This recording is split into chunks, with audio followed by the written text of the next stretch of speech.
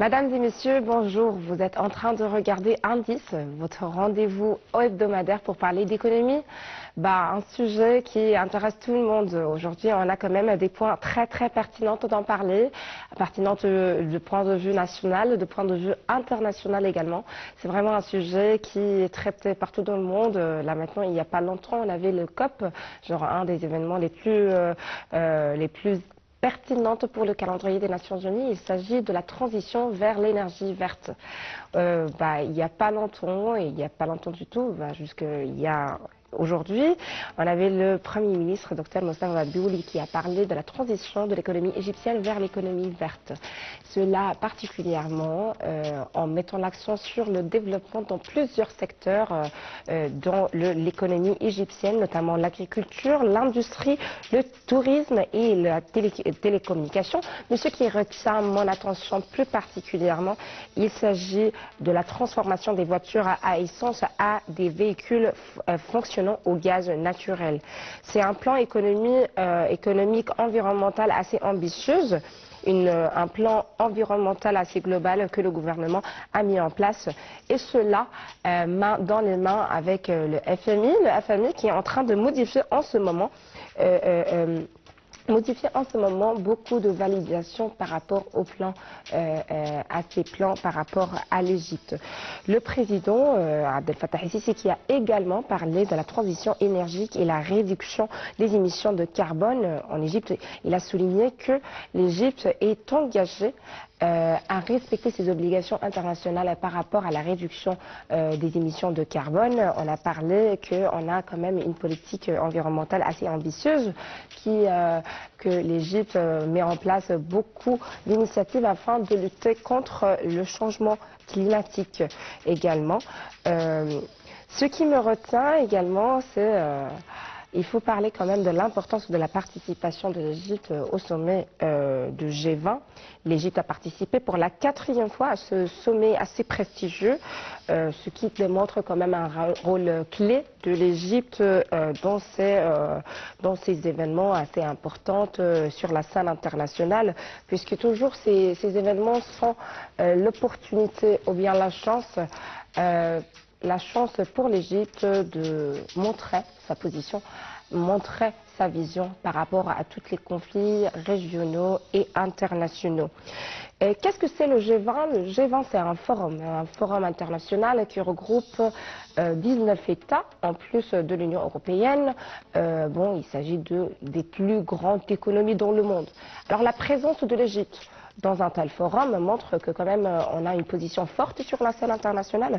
C'est vraiment la chance d'aborder tous ces sujets. Par exemple, pendant la présence du président Abdel Fattah el-Sisi au G20, on avait la chance de retrouver un partenariat stratégique avec le Brésil, puisque quand même il y avait un partenariat stratégique qui était signé lors de sa présence au Brésil, ce qui va quand même être très fructueux pour l'économie égyptienne.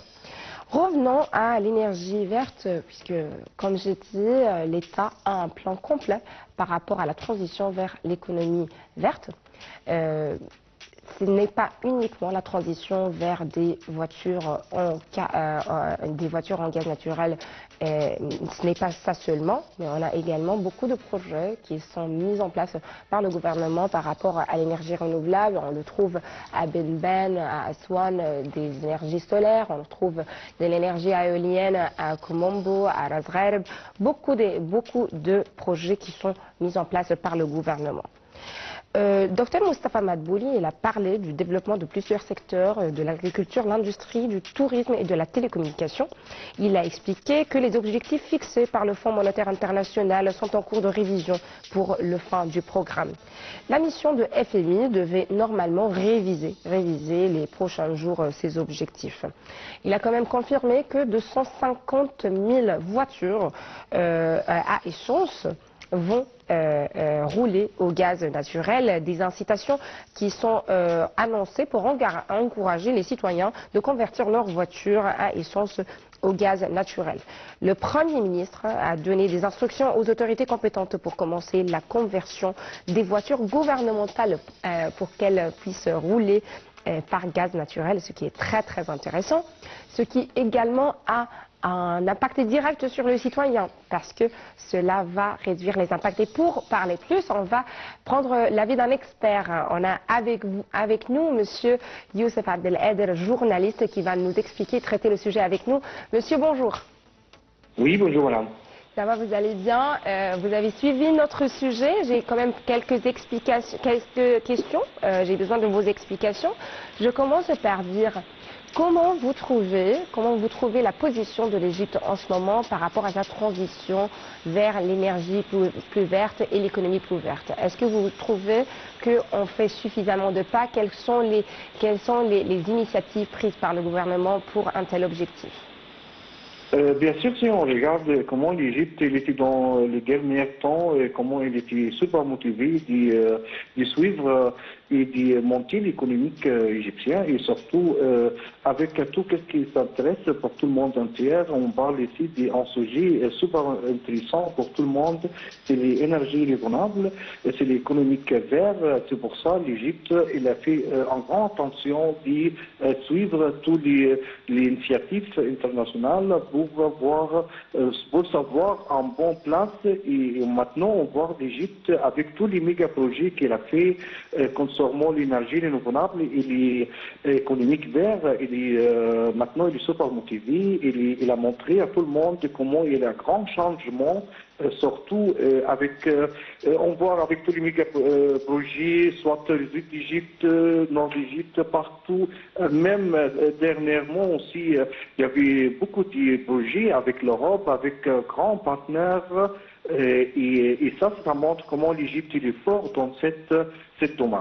Et si on parle spécifiquement concernant bien sûr les carbons, et l'Égypte fait toujours en grande attention de diminuer tout pour le carbone, et surtout maintenant on voit avec cette initiative que les gouvernements d'Égypte a pris concernant des changements de 250 000 voitures pour être au gaz. Et ça montre comment vraiment l'Égypte est motivé et le courage des citoyens pour changer tous les systèmes d'énergie et pour utiliser plus et prendre plus d'initiatives concernant les énergies renouvelables. Et si on voit maintenant avec aussi les gaz, il y a beaucoup moins de carbone, et c'est pas comme les autres énergies. Et ça c'est très intéressant pour l'Égypte et pour les citoyens aussi, concernant le prix, et ça va venir moins cher beaucoup pour les peuples égyptiens, pour les citoyens.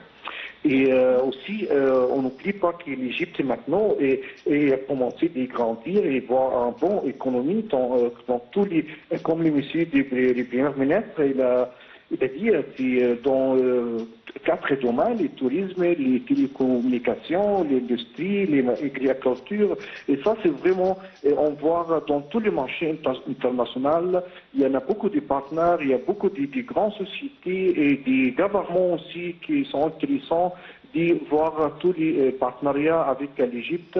Comme l'Égypte est ce centre d'énergie dans les régions, et aussi les centres dans tout le monde entier.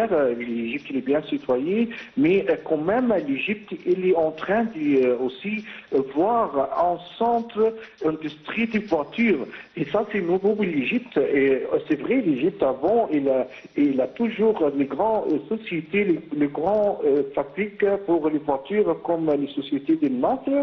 Mais maintenant, avec tous les changements, avec tout ce que les gouvernements d'Égypte veulent réaliser sur les terres, on voit maintenant les grands changements dernièrement. Et c'est pour ça que ça donne toujours les chances pour l'Égypte de suivre toute l'économie internationale. Et c'est pour ça qu'il était invité dans les G20 pendant 4 fois, c'est la 4e fois, et ça montre comment l'économie égyptienne et ça commence à grandir, et que tous les grands pays sont intéressants de voir des bonnes relations et de travailler avec l'Égypte et voir un grand partenariat. Monsieur, je voulais quand même, parce que vous avez parlé de l'impact direct sur le citoyen en cas de transition vers l'économie plus verte ou bien l'énergie verte. Le citoyen commun, il va le sentir. Par exemple, je constate très bien qu'on a un besoin, par exemple, dans le marché de voitures. Comment le citoyen va... Est-ce que ça va le sentir dans le coût, par exemple, le coût, le prix? Bien sûr, le taux des prix, ça va super changer. Si on regarde entre les prix des énergies normales, sont comme les benzines, les diesels, et c'est super cher avec toutes les situations économiques, des crises, avec la guerre, avec tout ce qui est économique international. Maintenant, tous les prix montent. Et c'est pour ça que les citoyens égyptiens, maintenant, ils sentent aussi que tous les prix sont chers. Mais une fois on peut changer et pour encourager les citoyens pour changer de l'énergie, et ça c'est très bien pour les citoyens même, concernant le taux des prix. Et ça vient aussi pour tout le monde tiers, même pour l'Égypte, il va montrer que les citoyens, que les gouvernements, ils sont intéressants pour diminuer des carbone, et parce qu'on voit maintenant avec tous les changements climatiques, c'est les réchauffés des planètes, ça c'est vraiment un grand problème international et que l'Égypte cherche toujours des solutions, surtout de travailler avec les autres partenariats et aussi avec les citoyens. Parce qu'une fois les citoyens ils savent et se disent que ce sujet c'est très important pour ma poche, pour l'économie, pour le climat, tout ça, ça va bien motiver les citoyens de changer. Et c'est pas juste les citoyens, c'est aussi les gouvernements, parce qu'on voit maintenant les premiers ministres, il a donné l'ordre de changer tous les systèmes d'énergie pour tous les voitures gouvernementales. Et ça montre qu'il vraiment le gouvernement aussi il est super sérieux de voir un grand changement. Et ça, si on regarde l'économie d'Égypte, il y a un grand changement, il y a un grand initiative. Et surtout ça, on voit comment M. le Président Sisi, il parle toujours de ça, qui est pour tout le monde. On travaille ensemble, c'est le bon moment de faire les grands changements pour suivre tout l'économique international. Je voulais quand même vous poser encore une question, parce que moi j'ai parlé du Fonds monétaire international qui nous fait des recommandations par rapport à notre économie.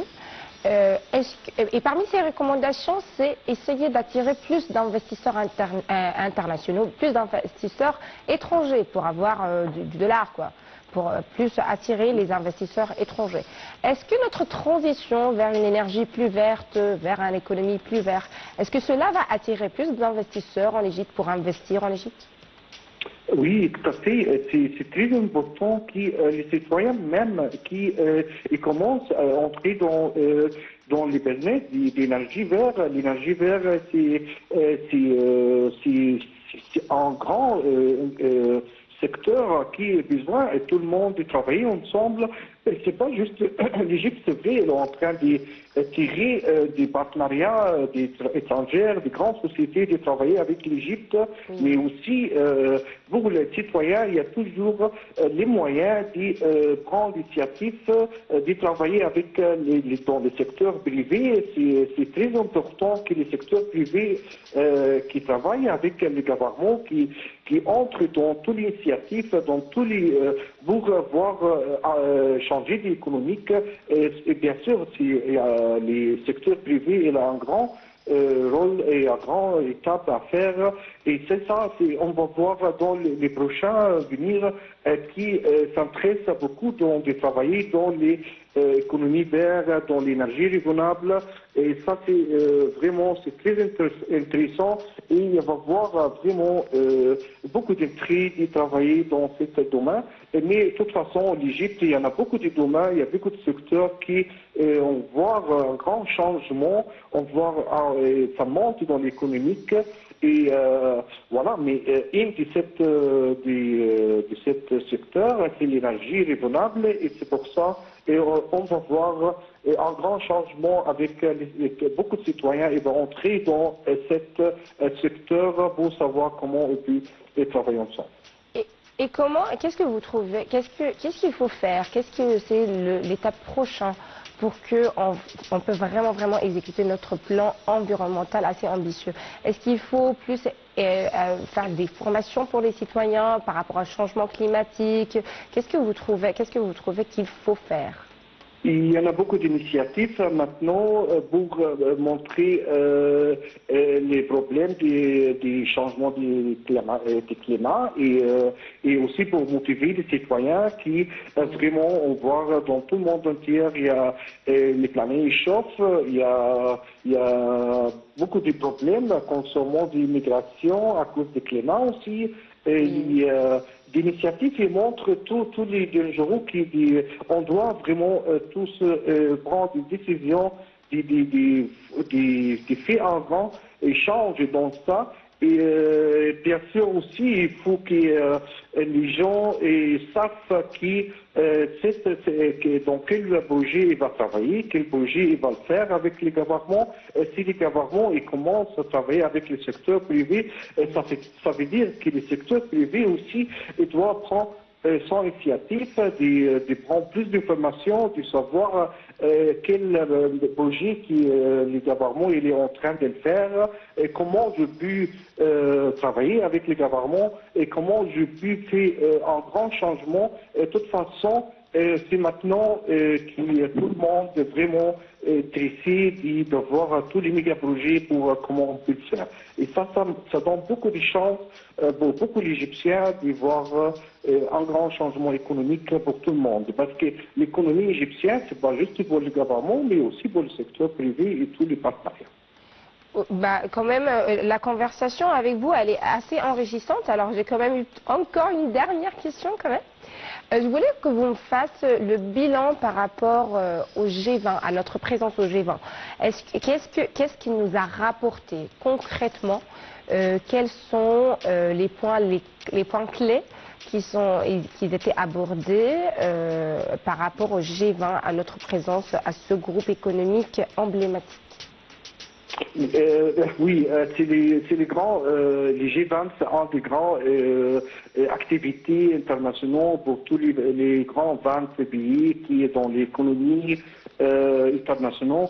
Et à chaque fois, maintenant, ça fait 4 fois l'Égypte participe dans cette activité. Et ça veut dire l'Égypte, c'est pas juste regarde juste comment ça change dans l'économie, mais aussi le but partager son vision et vous dire et donner l'idée et travailler ensemble avec tous les G20 bien sûr et des autres aussi si on regarde comment l'Égypte dernièrement il est super intéressant de faire des partenariats avec beaucoup de monde. On voit maintenant les partenariats stratégiques avec les Brésil, avec les Malaisie, dans l'avenir, je veux dire, avec l'Europe. Alors si on voit l'Égypte est en train de faire des partenariats stratégiques avec les Nord, les Est, l'Ouest, et ça veut dire vraiment l'Égypte va venir en grand centre d'économie internationale. C'est pour ça qu'il y a beaucoup de pays comme le Brésil maintenant. Il est super intéressant avec les visites de M. Abdel Fattah ici au Brésil, dernièrement, concernant les G20.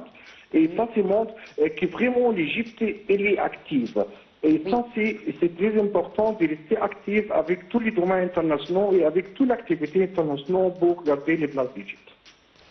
Je vous remercie infiniment. Votre discussion, elle est assez enrichissante. Je vous remercie beaucoup. Merci beaucoup, Monsieur Youssef. Madame et Messieurs, j'espère que vous avez eu toutes les informations nécessaires grâce à notre discussion avec notre cher invité. Je vous remercie infiniment de nous avoir suivis. C'était avec vous Lamia Abdelhamid pour votre programme hebdomadaire Indice. Je vous souhaite une agréable journée.